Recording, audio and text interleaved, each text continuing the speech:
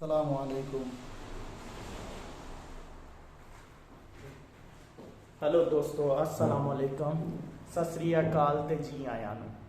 आज हमारे दोस्त सऊदी अरब से इधर पहुंच चुके हैं। अपने नाम से इंट्रोड्यूस आपको करवाएंगे। मेरा तो आपको पता है, शेफ़ हाबिल गैब्रियल, और आपका दोस्त। और ये चैनल मेरा नहीं, आपका चैनल है। और अभी ये अपने जो इनके साथ गुजरा है दौरान सफ़र, जो मुश्किलात और जो जो आया है रियल, हमने आपस में अभी तक बात नहीं की। डायरेक्ट आपके साथ बात की जाएगी क्योंकि आप दोस्तों को फ़ायदा हो सके। Thank you so much. भाई, आपका नाम? मेरा नाम मोहम्मद अब्दुल अजीज़। मोहम्मद अब्दुल अजीज़। आप किधर से आए हैं? मैं बेसिकली मेरा मुल्क बांग्लादेश। मैं सऊदी अरब में एक मल्टीनेशनल कंपनी में काम किया, आरपी नाम मैकडोनल्ड्स जैसा आरपी में काम करता हूँ, फास्ट फूड रेस्टोरेंट में। ओके। तो मैं वैकेशन में गया। मैं बेसिकली सऊदी अरब आया 2018 जुलाई में। 2018 जुलाई में सऊदी अरब गया। बाद में 2020 में अक्टूबर में मैं ये में गया, वैकेशन गया बांग्लादेश। बाद में वैकेशन से आ गया। आगे वो मेरा एक भाई या में रहते हैं ग्रीस में, मेरा फैमिली है बस। तो वो मुझे बोला माल्टा ऐसा ऐसा वीज़ा प्रोसेस हो रहा है, आप ट्राई करो। तो मैं इसके भाई ने मुझे बहुत दफ़ा फ़ोन किया। हाँ, बहुत दफ़ा फ़ोन किया इसके भाई ने मुझे बहुत तंग किया। ग्रीस है। हाँ, ग्रीस से उसने बहुत मुझे फ़ोन किए। वो रात को 2 बजे फ़ोन कर देता करता था डॉक्यूमेंट्स का पूछने के लिए। तो बाद में मैं वो बोला कंपनी में सीवी भेजो, मैं सीवी भेजा बहुत कंपनी को। बाद में सडनली मेरा कंपनी को सीवी भेजा, तो वो मुझे सीवी भेजने का कुछ दिन पहले सडनली वो मुझे नॉक किया व्हाट्सएप में। मेरा व्हाट्सएप नंबर था सऊदी अरब का।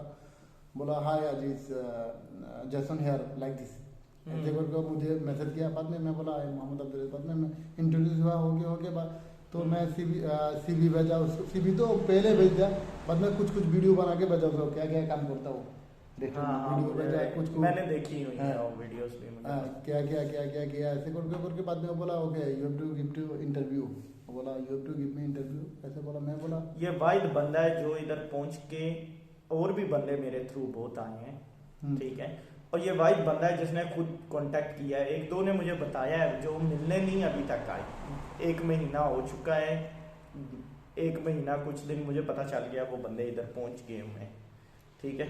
और जब वो अपने मुल्क में होते हैं, दुबई में या सऊदीया में होते हैं, मुझे 10-10 कॉलें करके एक एक चीज़ पूछते हैं। उनको सीवीयू का नहीं पता होता, सीवीयू क्या चीज़ है, ये पेपर किधर से मिलेगा, ये वेबसाइट पे क्या चीज़ होगी, ये चीज़ उन्हें पता नहीं होती। लेकिन जब यहाँ पहुँच जाते हैं तब वो बिल्कुल टोटली चेंज हो जाते हैं। इनका मैं थैंक्स करूँगा, ये खुद मिलने आए हैं, ठीक है।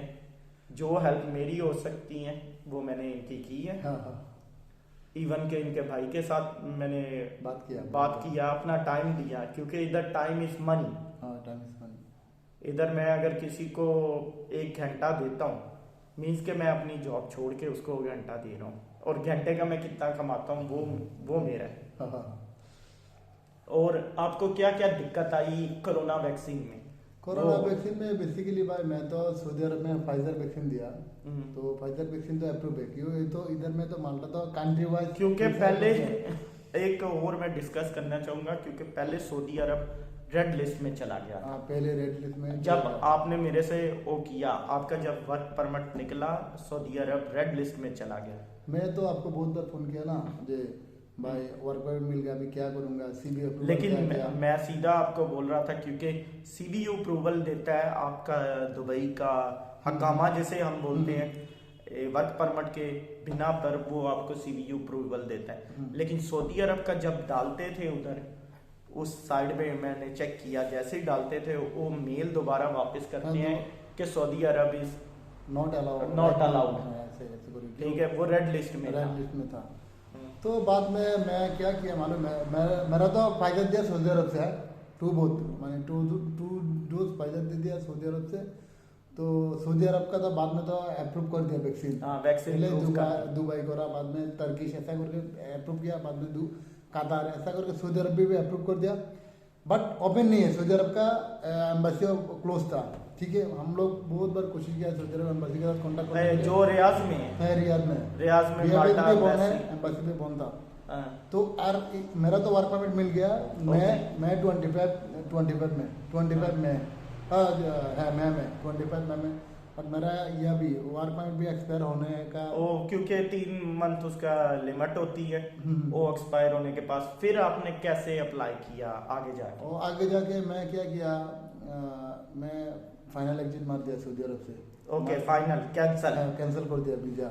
That's nice. तो वीज़ा कैंसिल करके मैं सोचा मेरा एम्प्लॉयर है ना जो मुझे हायर किया, वो बोल रहा है okay you come to Dubai, then you are Dubai 8 month, then may be after 8 month you will submit your application in. इनकी बात आपको सही तरह समझ नहीं आएगी वो, क्योंकि जो दुबई का रूल था आपके पास 8 मंथ आपने काम किया होना चाहिए दुबई में, फिर आपको सीवीयू अप्रूवल देगा।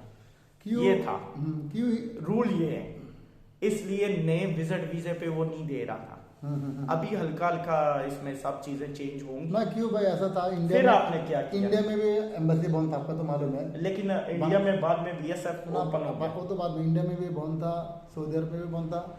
हम लोग का पास एक ऑप्शन था दुबई, बट दुबई पहले टूरिस्ट वीजा एक्सेप्ट किया, बाद में बोला ना जिसके पास रेसिडेंशियल परमिट है मिनिमम 8 मंथ वो अप्लाई कर सकता है, ऐसा रूल्स कर दिया ना। ऐसा रूल बाद में भाई मैं भी ऐसा नो प्रॉब्लम, मैं तो फाइनल एग्जिट मार दिया यार, मैं फाइनल एग्जिट मार दिया, देखा जाएगा। देखा जाएगा क्या होगा। बाद में मैं दुबई आऊँगा, दुबई का टिकट भी करा, बाद में कैंसिल कर दिया। मैं सोचा मेरा लॉस होता है, लॉस होता है, लोग रोने लग जाते हैं। तो फिर अगर मेरा कंपनी को जो फाइनल एग्जिट मारा ना, उधर भी मैं नियरेस्ट 7,000 रियल मैं कंपनी को फाइन दिया। क्यों मालूम है, मेरा एक काम था सुन लो ये कुछ बंदों के लिए हैं जो वो रोने लग जाते हैं, जो अपनी ग्रेजुटी नहीं उठा सकते।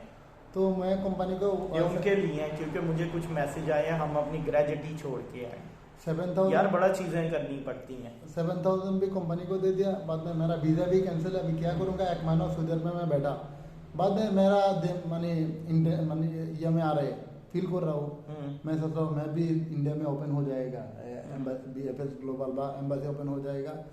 तो मैं वो टाइम में क्लोज था, मैं चल गया बांग्लादेश, सऊदी अरब से बांग्लादेश निकल गया। ओके, मेरा तो वीज़ा नहीं है, मैं कैसे इधर बैठूँगा। बाद में उधर जाके भाई वेट कर रहा हूँ, सडनली एम्बेसी ओपन हुआ, बट 22 में, मैं भी 17 में। कौन सा वाला एम्बेसी ओपन? किधर? माल्टा एम्बेसी। किधर का? इंडिया में ओपन हुआ। इंडिया में ओपन हुआ तो बट इंडिया के लिए, बट उधर लगा कि आप only Indian nation can apply, ऐसे करके दिया है वो लोग। ओके। बाद में हम लोग का नाराज हो गया कि वो बात इंडिया के लिए, हम लोग क्या करूँगा, नेपाल बांग्लादेश। क्योंकि एक चीज आपको बताई जाए, ना तो माल्टा एम्बेसी बांग्लादेश में है, ना पाकिस्तान में है। ये सारे दुबई जाते हैं अप्लाई करने के लिए। इंडिया में है। बाद में भाई मैं भी 22 में बांग्लादेश नेपाल भी, वो लोग बोला Bangladesh Nepal also can submit right now, ऐसे करके वो लोग BFS लोगों ने अपडेट कर साइड पे अपडेट होती है, आपको रोज साइड चेक करनी पड़ती है अपडेट लेने के लिए, क्योंकि वो कोई भी नोटिस आप उनका होता है वो ऊपर लिखा हो जाता है। बाद में मेरा तो जाकर हम लोग हैप्पी हो गया, क्यों खुल गया हम लोगों के लिए। बाद में मैं इंडियन वीज़ा लगा गया। ओके, इंडियन वीज़ा लगा के, बट वो टाइम में मेरा ये नहीं मिल रही है, पैसा अच्छा बंदे ने लगाया है। ये नहीं, ये क्या बोलता है ना उसको, BFS ग्लोबल में अपॉइंटमेंट नहीं मिल रहे। पता है मुझे, हर जगह में अपॉइंटमेंट नहीं मिल रहे, क्या करूँगा। बाद में मेरा कंपनी में एक दोस्त आया, वो केरला, उसका नाम एंथोनी, मिस्टर बिनो एंथोनी। उसको मैं फ़ोन दिया, वो भी मेरा कंपनी में अभी आया, मेरा कंपनी में दुबई से। बस कंपनियों के नाम छोड़ो, आगे चलो। तो वो उसको मैं बोला यार अभी कैसे अपॉइंटमेंट लूँगा, बांग्लादेश से तो नहीं ले सकता वो। तो बाद में वो थोड़ा हेल्प किया, कोशिश किया, वो मुझे अपॉइंटमेंट लेके दिया इंडिया से। तो इंडिया से अपॉइंटमेंट ले दिया। बाद में मैं गया, जाके उधर फाइल सबमिट किया BFS में, केरला कोचिन में गया, उधर फाइल सबमिट किया।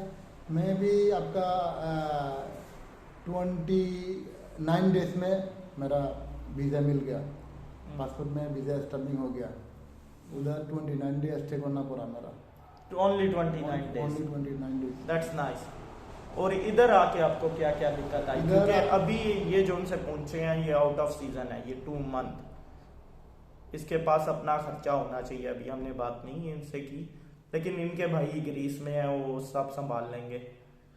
उनसे पहले भी मेरी बात हुई थी, वो बोल रहे थे हमारा बंदा इधर पहुंचना चाहिए, बाकी नौकरियां उसका कोई चक्कर नहीं तो है। इधर आके मैं जब माल्टा एयरपोर्ट में मैं अराइव किया, उधर मुझे मैं भी हाफ आवर बैठा रखा एयरपोर्ट में। बोला आप बैठो, आपका अप्रूवल लेटर चेक करूँगा। उधर अप्रूवल लेटर जो आप चेक किए ना, वो टाइम में नॉट वैलिड लिखा, मैंने ये आया उधर स्कैनिंग में। बाद में बोला you have to wait few times, ऐसे बोला। बाद में वो मैं भी हाफ आवर वो बैठा रखा मुझे। बाद में वो लोग चेक करके बाद में बोला ओके यू कैन गो। बाद में जब मिनिस्ट्री ऑफ हेल्थ में आया ना, एयरपोर्ट में हेल्थ अथॉरिटीज में, वो लोग बोला you have to go to quarantine. मैं बोला हाँ क्यों, मैं क्यों क्वारंटाइन में जाऊँगा, मैं तो सऊदी का वैक्सीन दिया, सऊदी का वैक्सीन तो अप्रूव फाइजर दिया, मैं बांग्लादेश आया क्या हुआ। वो बोला ना यू कम फ्रॉम बांग्लादेश। मैं बोला नो प्रॉब्लम, मैं वैक्सीन किधर से लगा आप देखो। बाद में वो लोग क्या क्या बात किया, मैं बोला you check Google how many countries approve by government, ऐसे बोल मैं उसको ऐसे बोला। बाद में वो लोग बात करा, मैं भी 10 मिनट्स चेक किया। बाद में बोला okay you can go, no need to stay quarantine, ऐसे बोल दिया हेल्थ अथॉरिटी। बाद में मैं आ गया। बाद इधर भी आने का टाइम भी एक प्रॉब्लम हुआ, मेरा इधर कोई फैमिलियर बा फ्रेंड रिलेटिव नहीं है माल्टा में। तो मैं किधर जाऊँगा, एक होटल बुकिंग दिया हमरून में। रात 11-12 बज गया वो टाइम में। तो हमरून में होटल नहीं है, हॉस्टल होगा। Hostel residential hostel. बाद में ड्राइवर को उठा, मैं पहले एयरपोर्ट से X4 में उठा, वो लोग एक जगह में छोड़ दिया। बाद में आ रहा बस पकड़ा, बाद में हमरून के लिए आ रहा हूँ। बस उसका भी मालूम नहीं, मेरा भी मालूम नहीं किधर हमरून। वो चला गया बेलिता में। बाद में वो मुझे बेलिता, मैं बोला हमरून आ गया। वो बोला हुआ है हमरून बिफोर लीव हुई, वो ऐसे बोल दिया। बाद में वो मुझे बेलिता में छोड़ दिया। मैं बोला चलो ठीक है। और क्या दिक्कत आई? इधर तो दिक्कत तो इधर प्रॉब्लम है। वो बाद में बोला किधर जाऊंगा अभी, मेरा इधर कोई फैमिली आदमी नहीं है, कोई फ्रेंड ये देख लो। बाद में बोला ओके इधर निकल जाओ, बाद में होटल ढूंढ लो। बाद में मैं होटल ढूंढ रहा हूँ, किधर नहीं मिल रहा। बेलिता में किधर होटल मिलेगा, वो चक्कर है ना, चक्कर में। वलाता में एक ही होटल है और वो बहुत एक्सपेंसिव है, और जो साइड में है वो भी 5 स्टार है। तो हट के ब्रिज है ना बेलिता में, और भी है होटल, ब्रिज है ना, मालूम नहीं भाई बेलिता का ब्रिज है ना, हाँ। हट के ब्रिज ओवर किया। बाद में देख रहा हूँ एक भाई उधर होटल रेस्टोरेंट में वाईफाई रूम में। मैं बोला वो टाइम में 12 बज गया, 12 का एबव हो गया। मैं उसको बोला रात का, मैं बोला मैं सोचा इंडियन बांग्लादेशी पाकिस्तानी जो भी हो कोई भी मिले मुझे। बाद में उसको बोला भाई मेरा तो इधर प्रॉब्लम है, मेरा कोई आदमी नहीं है, मैं अकेला इधर है, क्या करूँगा अभी। बाद में वो पाकिस्तानी भाई था अदनान भाई, बाद में वो भाई हेल्प किया। वो मेरा बात भी सुना। बाद में वो लेके गया उसके घर में, अदनान भाई लेके जाके। बाद में वो रात में उधर था। बाद में वो लोग दूसरा दिन में अरे गौर मुझे फाइंड आउट करके उधर मुझे छोड़ दिया। बोले you can go another one. Really Adnan भाई, अदनान भाई मुझे बहुत थैंक यू अदनान भाई को। कि हाँ, इधर प्रदेश में कोई भी नहीं होता, इंडियन पाकिस्तानी नेपाली एक दूसरे की हेल्प करते हैं। हम सब की एक ही लैंग्वेज है, क्योंकि ना हम यूरोपियन है, और ये है कि एक दूसरे की हेल्प करके हम आगे चल पड़ते हैं। तो अभी प्रॉब्लम है क्यों मालूम है, अभी तो विंटर चल रहा है, विंटर सीजन काम आउट हो गया, थोड़ा कम है। मेरा एक वीक में बस 2 दिन काम करना पड़ेगा, 5 आवर्स करके 10। मेरा भी काम हो गया है, अभी काम का है ही काम है हर जगह में। थैंक यू सो मच और आपके इधर आने पे और अपनी स्टोरी शेयर करने में, और तो बेस्ट ऑफ लक। अभी सीजन शुरू हो जाएगा, 2 महीने वेट करो, हाँ, 2-3 महीने वेट करो, समर आ जाएगा इंशाल्लाह। समर आ जाएगा, सोने का टाइम नहीं मिलेगा। हर आदमी ऐसा बोल रहा है। ये माल्टा की एक खासियत है कि जिस टाइम समर आ जाता है सोने का टाइम नहीं मिलता। रियली हर आदमी ऐसा बोल रहा है। जो पैसा बना सकता है, जो जिसकी जितनी दौड़ है, वो बनाता है अपना पैसा। और थैंक यू भाई, थैंक यू आपको भी, आपका भी बहुत हेल्प किया, पहले बहुत बात किया, जो मेरे से हो सका ना, आपको बहुत फोन दिया, बहुत मैसेज किया। आपके भाई ने सबसे ज्यादा तारीफ किया।